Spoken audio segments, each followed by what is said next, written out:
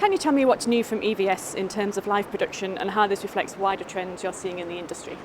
Well, the latest innovation of EVS are all related to three categories of solutions that we have. Liveceptions for all what's related to live replay, highlights and live production. Mediaception for all what's related to asset management, content organizations and workflows. And media infra for what's related to processing, flexible infrastructure, content control systems and orchestration. So in the field of liveception, so the innovation of EVS this year is actually the extension of our live slow motion replay solution or ecosystem called LSM-VIA, where we're currently introducing what we call the multi-review, which enables to have access immediately to any types of content, of angles of camera, for the operators to take immediate decisions when they have to organize and prepare highlights or closer for the director. So that's one of the big innovations that we're introducing this year and that will namely be presented at NAB. Another evolution is also Extra Motion, our AI-based high frame rate generator. So actually this enables to create interpolations into any types of video frame rate content, and then to generate super motion content out of any piece of content. So there has been an extension of the solution, which was initially cloud-based, but we're now introducing also an edge computing solution, which facilitates and increases the speeds of the processing. In the field of asset management, this year we're introducing what we call Create. This is a new module of IPD-VIA Create, which is the EVS live production asset management, which is a web-based editing system that enables, again, to take very quickly actions to create highlights with different types of effects and editing, which is now implemented at major broadcast centers in the US, but also in Europe. And the third category of solution related to media infrastructures for the flexible infrastructure has been the implementation of Strada, our IP-based routing solution, that enables control and routing and facilitating the transition from SDI to IP. This is a very simple and easy way to use these solutions, which was namely used and implemented by Fox Sports during the FIFA World Cup, but also at the Super Bowl, part of the Jewel flight kit routing system. Brilliant, okay. And how is EVS approaching the issue of cybersecurity, and what solutions do you have to offer here?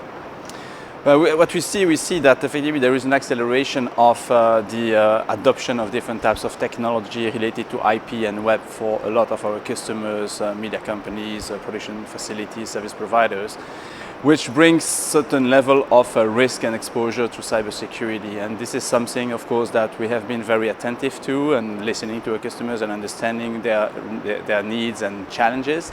So we decided 2 years ago to implement a dedicated team focused on cybersecurity. This is a team coming from the telco industry, which is already very used to cybersecurity attack and alerts and risks. And then where we decided to implement a consultative team, really looking and understanding, doing assessment of the workflow of our customers, but also implementing micro-segmentation and policies, and but also zero trust approach that comes from the telco, but that is adapted to the reality of live production. So with that, we also implemented 2 series of solutions. So what we call the Shield, which is a solution that enables the isolations of the EVS network that enables to prevent from any sort of attack. But also Neuron Protect, which is an IP media firewall and switch over failures, so solutions that again protects and enables to really easily switch to other types of back-end solutions in a type of situation like cyber attack. And what is EVS's position on the cloud and software-defined solutions? What is the importance of software and cloud in your existing and future strategy?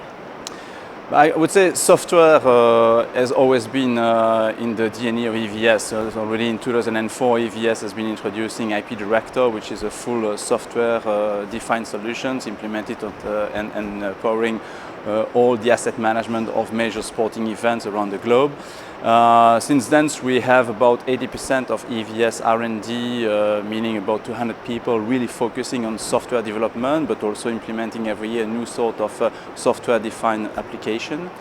So we come with a philosophy of 3 approach. We have a live production ecosystem, so we have different solutions related to first the creation of or the implementation of creative tools, facilitating the creation of content immediately. Asset management, so based namely of the evolutions of our asset management solution, IP Director and IPD-VIA, and the introduction of Create namely.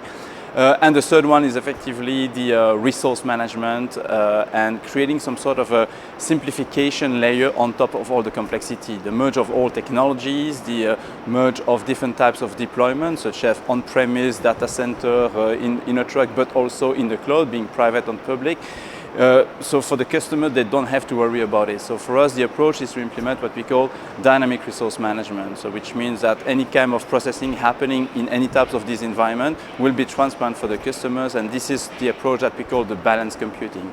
Activate the processing at the place it's needed, depending on the need that you have in terms of speed, sensitivity to the delay, but also cost and risk that you want to take or not take, and depending on where you are. Okay. And the opportunities afforded by AI have been a talking point for a while now. What role do you think it will play in the development of creative tools for live storytelling? But AI is a very interesting topic indeed, and for many years we implemented a team of data scientists. We have 15 data scientists at EVS really working and focusing on all aspects of creation, automation of processes in terms of content creation. We see AI as a way to assist the production team, so not to replace them, but I would say replace some of the cumbersome or repetitive activities and enable the creative team, the operator, the director and the producer to really focus on what the human can bring in terms of creativity. So we namely also use AI to facilitate and optimize the workflows. Like for instance, the replacement of super motion camera by our AI processing tools such as Extra Motion is a good example. So we optimize the workflow, we enable customers to generate super motion content out of normal camera or even onboard camera in NASCAR, for instance, or even in Formula One. So this is the type of examples of customers, the way they use AI for us. Over the last few years, we also used AI in another domain, which is the VAR. So we have Zebra being used in football, but also in different sports. And we process the automatic recognition of the position of the players for offside position based on AI systems. So this is namely different types of application of AI, which are very important for us and which enable us to go even further in terms of production, content creation, and decision in football. Brilliant. Thank you very much. You're welcome. Thank you.